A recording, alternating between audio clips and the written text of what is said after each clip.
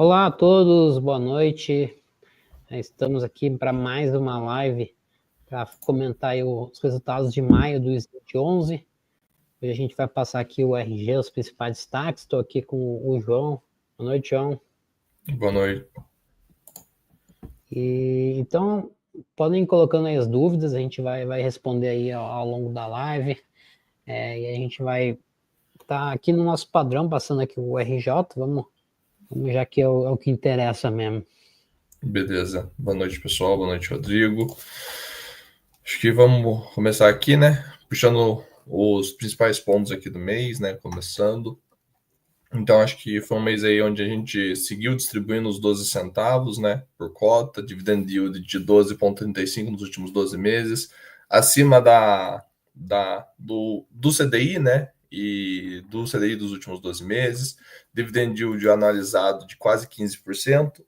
Cota patrimonial, a gente fechou bem a cota patrimonial, né, no mês, 10,17. Cota de fechamento, fechamos um pouquinho acima do VP, né, algo que não vinha acontecendo nos últimos meses. Acho que o mercado ali deu uma melhorada ali, olhando para o SNID, acho que olhando um pouco da dinâmica do aumento de rendimentos. A cota voltou a negociar próximo de R$10, né? Acho que hoje fechou próximo ali de R$10, ainda e voltando para baixo do valor patrimonial. O carrego do fundo ele caiu um pouco, né? A gente estava próximo de 2,22 no último mês, foi para 2,16. Isso não ocorreu devido a alocações que a gente realizou. Isso ocorreu devido a pagamento de uma debênture, né? Que a gente tinha um pagamento, uma debênture que tinha um carrego um pouco maior. Daí, quando ela perdeu participação no nosso portfólio, que foi a debênture do Grupo Pão de Açúcar, o nosso carrego também diminuiu. Mas, assim, é relativamente bom que diminuiu um pouquinho da exposição do devedor. Perdão. Era um devedor que tinha um pouco mais de risco e como a exposição dele caiu, o carrego do fundo ele também diminuiu, mas a gente ainda está ainda com carrego acima de CDI mais 2. O duration do fundo se manteve. E um papel que a gente comprou bem, né? Com spread alto, Pão de Açúcar. Sim, CDI mais 6, né? Então, se você quiser passar pelos grande, destaques, né?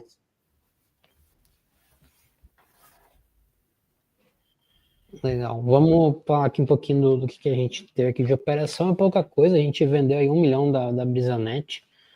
Estamos aí com uma exposição remanescente bem baixa. Uma operação aí que fechou muito. A gente vendeu esse, me corrige, perto de B careca, né? E então vendemos bem. A gente comprou ela com um spread maior. Fechou, né? A gente teve esse ganho. E a gente também usou aí o recurso para pagar uma operação compromissada aí que a gente vinha carregando. E hoje a alavancagem do fundo está um pouco menor, aí 1,8% do PL, pouca coisa. Sobre rendimentos, mantivemos aí o nível de distribuição, 12 centavos. Se a gente pegar aí, o João mostrou o yield analisado de quase 15%, né? E a Selic aí, a Selic agora está 15% também, né? Mas antes estava 14,75%. Então você precisa tirar também imposto de renda, né? Esse é um yield já líquido, então é uma distribuição bem boa. E aí, se a gente pegar em percentual de CDI, até a gente vai ter gráficos novos aí que o João preparou bem legais. Vocês podem ver uma distribuição aí de quase 135% de CDI, né? Já com o Grasap. Falando do mercado de crédito, a gente continua em uma pegada muito aquecida, captamos aí quase 9 bi, né? O acumulado do ano 62,5. Então, o que a gente está vendo? É fundo aberto que está captando, né? E tá tomando essas debêntures, e os spreads estão fechando. Tem muito papel aí vindo com spread baixo. Não é o tipo de papel que a gente compra aqui, mas em geral o mercado tem esse perfil, né? De muito aquecimento e também com todo esse receio, né? Que talvez as próximas emissões de debêntures, se a gente faz por ano que vem, já não sejam mais isentas, né? Então também tem um pouco esse efeito aí de temporal. Eu acho que ajuda um pouco, mas eu acho que o principal mesmo é essa forte atratividade aí do produto, né? Você tendo aí um carrego forte, carrego isento. Boa. Passando aqui para a carta do gestor, né? Acho que o destaque do mês, aqui para o fundo foi a questão da Selic, né? salvo engano, no começo do mês, o Banco Central, o Copom, né, eles realizaram uma alta de meio ponto, era o que a gente já esperava aqui internamente, aqui nós do time do SNID. A gente entende que possivelmente tenha acabado os cortes, porém possa ainda ter uma alta de mais 0,25.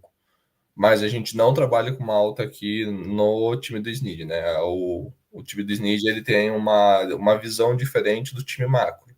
Aqui a gente gosta de ser um pouco mais conservador para projetar rendimento e assim, a gente não projeta mais altas, porque se vier uma alta, é uma alta muito marginal e talvez nem venha, então a gente prefere nem trabalhar com essa alta. Na verdade, a Selic já está em 15%, né? Ela não. Pode ser que ela suba mais, mas acho que o mercado trabalha com um cenário de teto mesmo. Sim. Então, é o que a gente trabalha aqui, né, internamente. Eu acho que esse é o mais seguro, né, Rodrigo? Trabalhar sem mais altas. Pode haver, mas também pode não ver. E, dito isso, o cenário é de uma queda, mas muito para o final do ano. E até essa queda se realizar, a gente ainda pode ter uma mudança de postura, a gente pode passar com essa Selic mais alta por mais tempo, pode começar a cair só no começo do ano que vem, só metade do ano que vem. Tudo depende assim de um cenário macro que poucas pessoas podem afirmar alguma coisa. Então, exato, a gente está bem tranquilo. A gente reafirmou o nosso guidance, né? Acho que também foi um destaque do mês. A gente botou um novo guidance. A gente não mudou, a gente manteve, né? Toda a ideia do SNID é manter o nosso guidance. Então, reafirmamos a manutenção do nosso guidance entre 11 e 13 centavos. E essa é a ideia nossa. A nossa ideia é continuar uma manutenção até ter melhor noção do que o Banco Central ele pode fazer.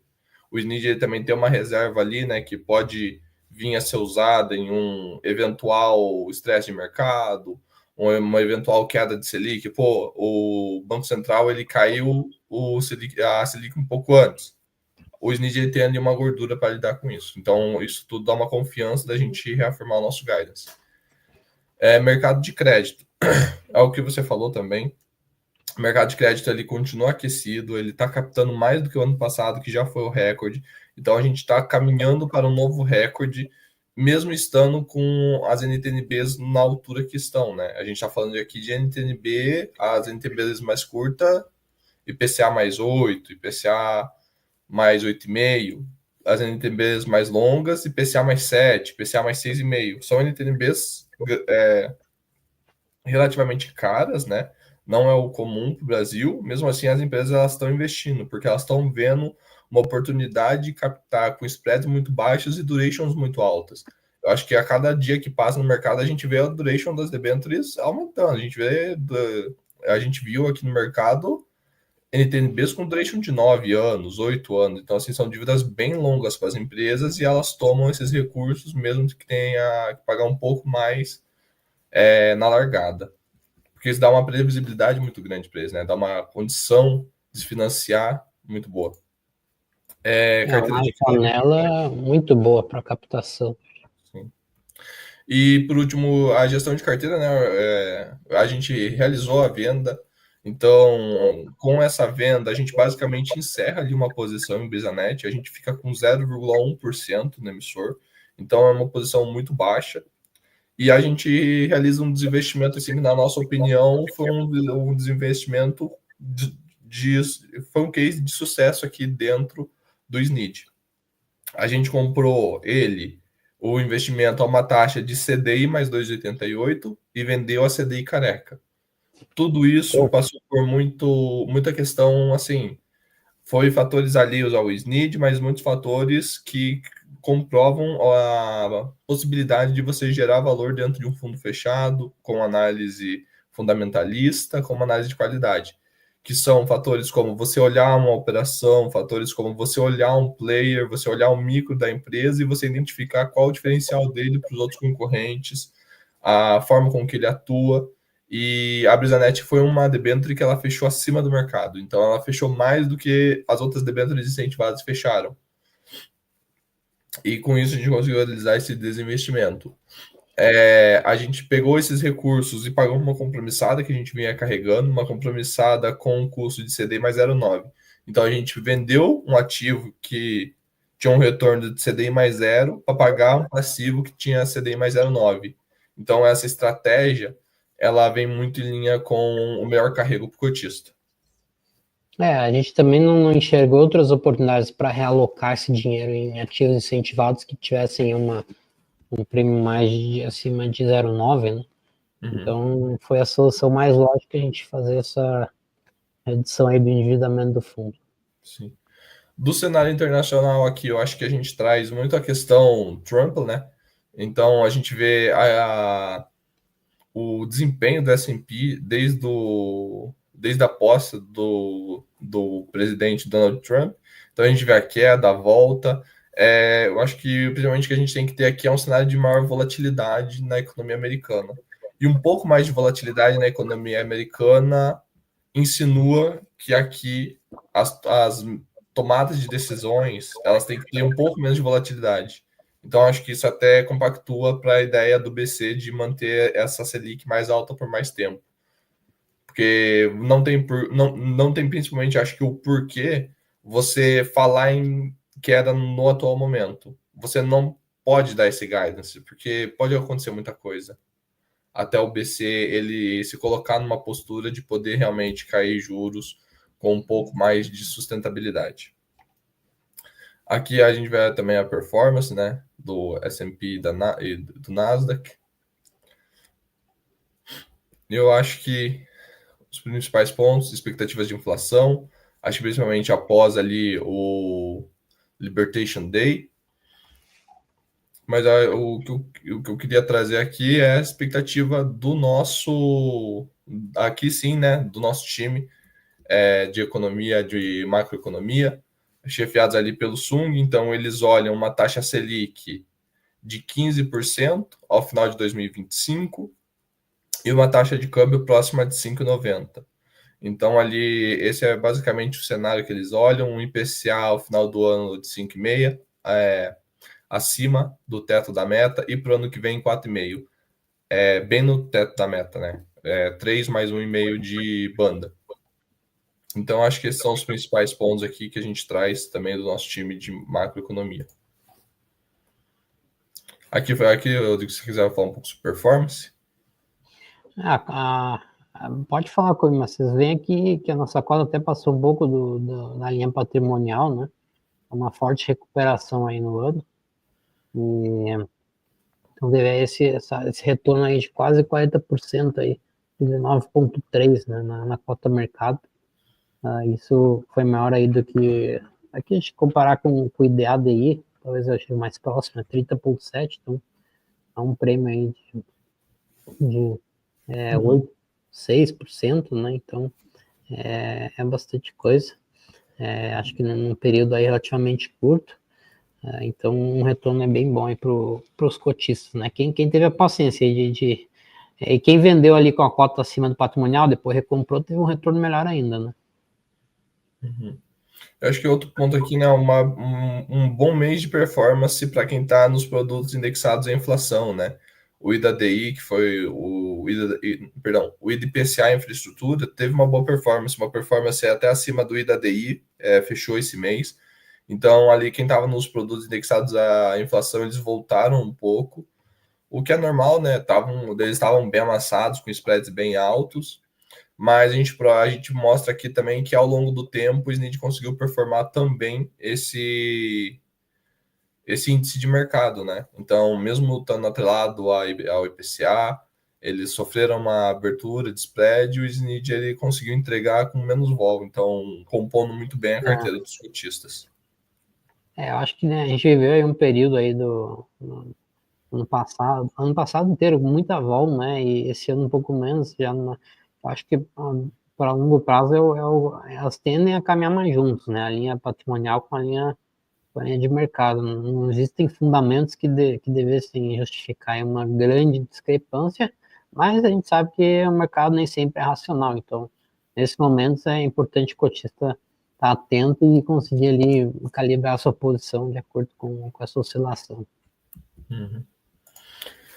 Passando aqui para a tabela de sensibilidade, né, o SNID fechou o mês a R$ 10,28, entregando um spread bruto de CDI mais 1,95, um spread líquido de próximo ali a CDI mais 1. A liquidez do produto também veio voltando, né? Acho que é algo que a gente vinha ressaltando aqui, que a liquidez do SNID tinha dado uma queda. No mês, a gente fechou o mês com uma média de negociação ali de R$163 mil diário. Número de cotistas continua crescendo, né? A gente chegou ali a quase 8.700 cotistas, somos quase 9 mil cotistas, né, Rodrigo? E eu acho que o SNID tem crescido nesse cenário um pouco mais turbulento para produtos de bolsa. Atribuição de performance sem a marcação de derivativos.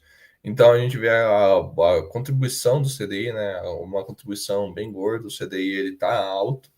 Uma contribuição de 11 centavos, spread 2 centavos, caixa 1 centavo, né? Um caixa muito residual ali que a gente vem carregando. Compromissada, que é o custo da compromissada, né?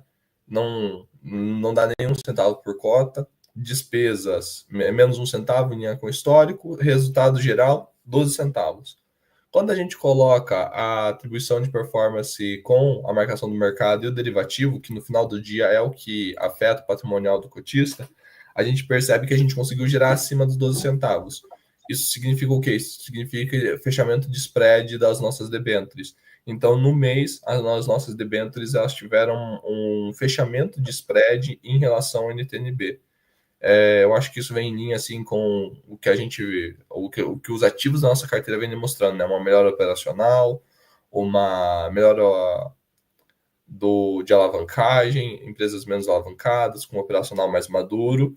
É natural que ocorra esse fechamento de spread e também, né, porque no final do mês eu acho que principalmente no começo desse mês a gente teve a questão, né, como você bem trouxe, da tributação dos isentos. A gente viu nesse período, principalmente mais forte ali nos 3 primeiros dias após o anúncio pelo governo, o spread dos produtos incentivados, dos produtos isentos, seja CRI, CRA, tudo fechou. Então, isso também afetou o SNID ali naqueles primeiros dias. E depois, esse efeito ele se dissipou no mercado porque se entendeu que talvez a base do governo não seja tão grande para aprovar uma medida tão transformadora que afeta tantas pessoas. Mas mesmo assim é algo assim que pode fazer um preço bem grande no mercado se ela for aprovada, para quem já tem, né? Para quem para quem já está posicionado. O bom que a gente conseguiu por enquanto derrubar, né, esse decreto aí do governo, mas o jogo ainda não terminou, né? Inclusive o decreto do IOF, né, que também era outra medida do governo de arrecadação, que tinha um apelo popular grande, assim, negativamente falando, a gente viu o que deu no Congresso, né?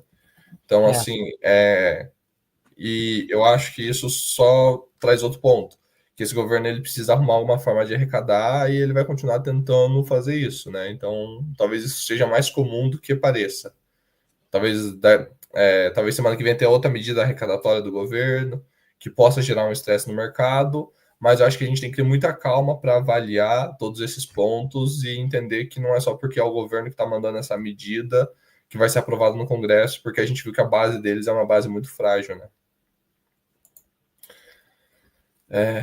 O carrego mensal, a gente fechou o mês com um carrego líquido para o cotista de 107% do CDI, equivalente a um CDI mais 5 quando a gente realiza o gross up, então um carrego bem alto, né? Acho que principalmente por causa do gross up, porque como o CDI está muito alto, como você paga pelo menos ali 15% de imposto no CDI, ou 22,5% se você fica com um CDB por um mês, um CDB ali de liquidez diária, você coloca no mês, tira no outro, você paga ali próximo dos 22,5, né? 22,5. Eu acho que um produto isento hoje LC, LCA, você consegue talvez 90% CDI no máximo, né? Sim. Com liquidez, né? Sim. E aqui a gente está falando de um produto que, se fosse tributado, ele teria que render CDI mais 5, CDI mais 5 para render igual um SNID 11. Então, assim, um retorno bem agressivo, né? Que muitas vezes o investidor ele não pode ficar tomando na física em volumes muito grandes, porque o risco de inadimplência é muito alto. E aqui a gente está falando de um produto que ele sempre manteve rendimentos, ele sempre rendimentos constantes, sempre dando previsibilidade para o cotista. Então, acho que aqui a gente está falando talvez de outro patamar de risco, um patamar bem abaixo. De rendimentos aqui, né, destacando pelo segundo mês o maior rendimento da história do SNID, né? Então a gente está ainda nesse patamar, o melhor patamar do SNID. E o guidance aqui, né? Acho que é o ponto auge do mês, assim. Então, reafirmando o guidance, mantendo tanto a borda inferior quanto a borda superior entre 11 e 13 centavos. Eu acho assim que foi um movimento para tranquilizar o cotista, né? E também para não animar demais, vamos subir o rendimento. Não, acho que a gente está bem calmo nesse momento. O dinheiro é do cotista, então se precisar a gente vai estender o guidance de 12 centavos por mais tempo, porque na queda também é importante você ter previsibilidade, né, Rodrigo? Porque uma hora o Banco Central ele vai ter que cortar essa taxa Selic. Pode Mas ser eu daqui acho que a um ela ano, pode vai ser cair daqui a 10 devagar. anos. Uma hora tem que cortar, e na hora de cair, nossa intenção é cair mais devagar também. Eu acho que a queda em si da Selic vai ser bem gradual. Pelo menos até que a gente tenha as eleições, aí pode ser que com o novo governo as expectativas melhoram, tudo, e a queda pode ser mais acelerada, mas o cenário de queda rápida até o final desse ano eu acho muito provável. Esse é o que o mercado trabalha. Uhum. O juro ele se mantém em patamares altos aí por bastante tempo. Eu acho até que é um efeito da escolha econômica que o governo tem tido, né, Rodrigo? O governo ele tem preferido aquecer a economia, dando auxílios, subsídios. Você dá uma parte do orçamento para como uma estratégia populista, né? Acho que a gente pode falar aqui. E esse dinheiro ele acaba aquecendo a economia. E quando você aquece a economia, você gera inflação. Quando você gera inflação, você prende o Banco Central de ter que manter os juros altos. Então, acho que tem sido até uma estratégia, assim, não digo uma estratégia, mas uma escolha do governo. Porque se ele parasse de tentar aquecer a economia, a gente poderia estar com juros menor. Só que isso não é uma opção para um governo sem popularidade, né? Então, acho que isso é muito uma ideia desse atual governo, né? Ele tem que se tornar um pouco mais popular, porque a eleição está batendo na porta, né? A eleição a gente está um ano e 2 meses. Esse componente, né, de risco fiscal ele ser prevalente, né, nesse governo. Então, isso também mexe com as expectativas do mercado. Então, não é que o mercado não trabalha que esse governo da noite para o dia vai começar a conter gastos, ficar mais enxuto, né? Então, obviamente, isso bate, né, na expectativa de inflação, risco do país e nos juros, consequentemente. Isso aí. Seguindo aqui, acho que a gente está basicamente chegando nos finalmente aqui do relatório gerencial, né? Mandem dúvidas, a gente vai responder as dúvidas de vocês. Da parte da carteira, a gente não mudou nenhum emissor, né? Acabamos reduzindo ali a exposição em BrisaNet, mas no fundo a gente não retirou e nem adicionou nenhum emissor. A nossa compromissada, acho que também reduziu um pouco, né? A gente está com um volume de 1,3 milhões de reais de compromissada, 1,8% do PL. Alocações, né, por setor, alocações por tipo de ativo, a duration dos nossos ativos, né? Até um ponto interessante é o resultado da nossa primeira posição, né, a TESC, um resultado muito forte. Esse é um papel aí que o projeto do Porto foi um projeto muito bem sucedido, muito acima do que eles próprios esperavam. Então, às vezes, quem olha a nossa carteira, vocês têm muita concentração nesse ativo aqui e tal, a mais, mas se vocês vissem lá os resultados dessa empresa, ela pagou agora o primeiro dividendo, é uma operação que roda com uma margem de EBITDA super alta.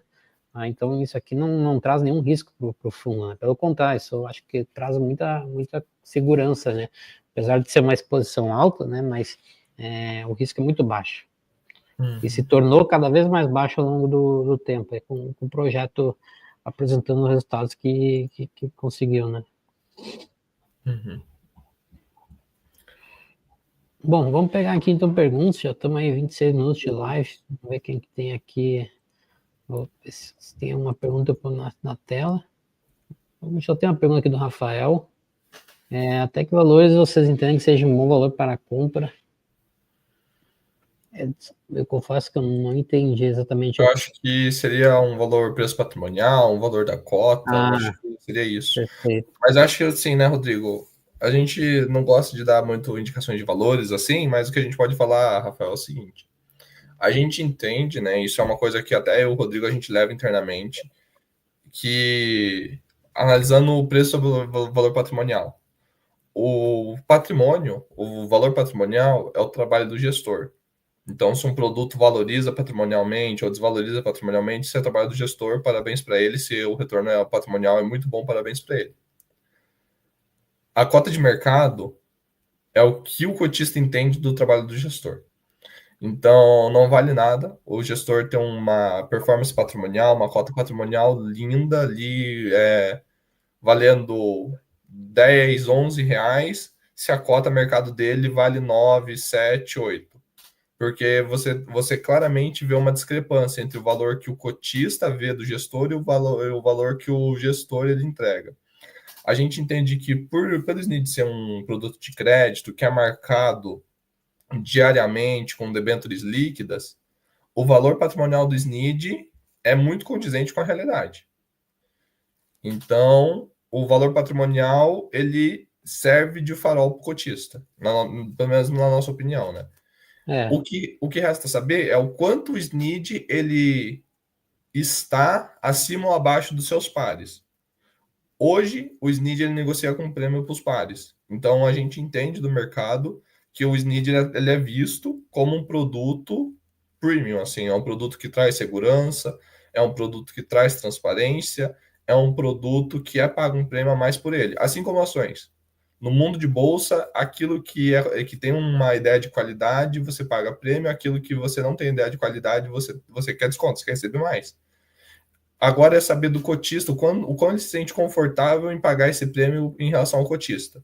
Perceba que mesmo o SNID você pagando prêmio para os pares dele, ele ainda está em desconto frente ao patrimonial. E patrimonial a gente considera uma boa referência por ser um produto de crédito marcado diariamente. Então, acho que assim, quando você tiver uma análise de qual FIINFRA eu compro, se eu compro SNID, se eu compro outro FIINFRA CDI ou se eu compro um FIINFRA IPCA para comprar a minha carteira, eu acho que se você levar esses três fatores que a gente comentou aqui, o quanto o gestor ele gera do patrimonial, o quanto você entende do que ele gera, né, que é o que você vai pagar no mercado, e se aquele patrimonial dele é uma boa referência, porque pode não ser também, né? Ele pode estar ali com produtos muito líquidos. Ou seja, o patrimonial dele, a debênture ela ficou com um risco muito grande e o patrimonial dele nem se mexeu. Isso daí é meio estranho. Então, acho que são três fatores assim para você levar em consideração, Rodrigo, se quiser falar. nossa, acho que você falou tudo. Vou botar aqui mais uma pergunta do Fernando. Boa noite. Baseado no apresentado, a possibilidade do rendimento mensal chegar em 0,135, né, por cota. Tá na banda superior do guidance, né? 0,13, não sei, a casa decimal ali, né, não muda muito. Assim, tá? Sempre existe essa possibilidade, né? O nosso guidance ele tá justamente para isso, para informar qual que é a faixa de rendimento ali que a gente quer trabalhar. Né? Agora, se a gente vai pagar isso ou não, aí depende de vários fatores, né? Eu acho que não, quando a gente está pagando 12 centavos, a gente decide isso aí mês a mês, né? Depende muito do nível da Selic, do carrego do fundo, do nosso nível de caixa também. Então, acho que são algumas variáveis ali que a gente sempre faz um comitê para decidir, para complementar. Eu acho que também a consistência, né, Rodrigo? A gente preza aqui muito pela consistência. Assim, se a gente quiser pagar 0,13,5, eu tenho que pagar 0,13,5 nesse mês, no próximo, no depois desse, porque Exato. a gente tradicionalmente aqui, né? Eu não estou falando que a gente não pode fazer, mas tradicionalmente a gente gosta de manter a consistência ali por alguns meses. É por isso que a gente não, por isso que a gente nunca distribuiu 13 centavos. Então, porque a gente acha que 13 centavos é uma medida agressiva nesse atual momento. Se a Selic mudar, se a estratégia do fundo for um pouco mais agressiva, pô, vamos comprar umas debêntures aqui que dão CDI mais 3. Daí a gente melhora o carrego do fundo. A gente pode distribuir 3 centavos. Mas, dado hoje, a gente entende que a gente está rodando ali o motor do SNID numa frequência adequada, numa velocidade adequada, e que a gente pode distribuir nos próximos meses com alguma tranquilidade esse mesmo patamar. Mas sim, né, e depende de alguns fatores, porque o SNID é um produto atrelado, principalmente da Selic. Ótimo. Bom, é isso então, pessoal, não temos aí mais nenhuma dúvida. Eu queria agradecer a presença de todos, depois a live fica gravada também, vocês vão poder reassistir, e ficamos aí à disposição para qualquer tipo de dúvida que vocês tenham a respeito do SNID, e no mês que vem a gente já traz aí o que aconteceu agora em junho. Ok? Boa noite a todos, comem, um abraço, tchau, tchau. Um abraço, Rodrigo, abraço, tchau, tchau, pessoal.